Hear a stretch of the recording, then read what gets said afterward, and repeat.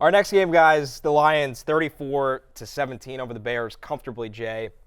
Jared Goff, 336 yards, 3 touchdowns.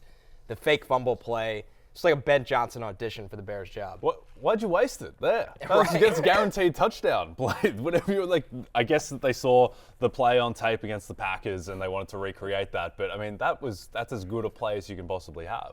But they do that weirdly. Like, they have these great trick plays. Against the Cowboys? Like, right, the Penei Sewell one. Yeah. Like, Run it up. Like, right, you're up 40. What are you doing? Yeah. Like, save that for, like, you know. The NFC title game. Right, like the Philly special when they save it for the Super Bowl. You know, I don't know.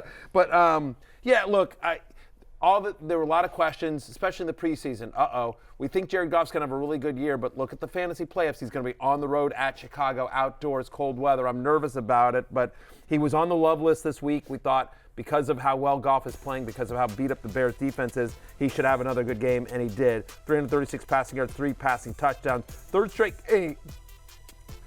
game with 22 or more fantasy points. He's now had 11 different games with multiple touchdown passes this year. That's tied for the second most. Pretty much everyone that you would want to have a good game for the Lions did.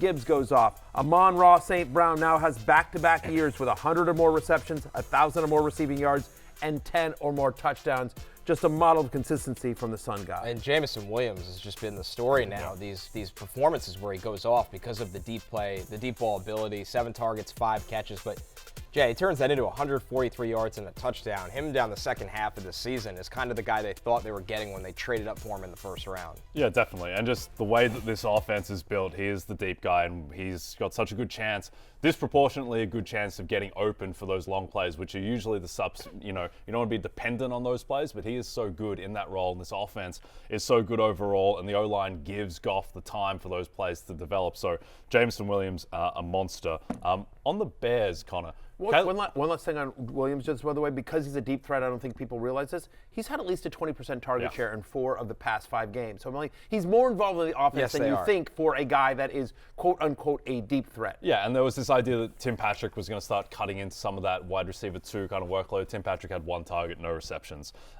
yesterday. Connor, Caleb Williams feels like he's had a disappointing season, and the Bears have been a disaster. He's quietly 19 passing touchdowns, 5 interceptions on the season. He's been able to put up numbers. Right, and they're constantly in this high-volume throw script in the second half of games, which helps with that, Jay. But at the end of the day, he's still getting passing production. I think with Caleb Williams, you're seeing everything he was advertised as the first overall pick. The arm talent, the ability to create plays, holding the ball a little bit too much.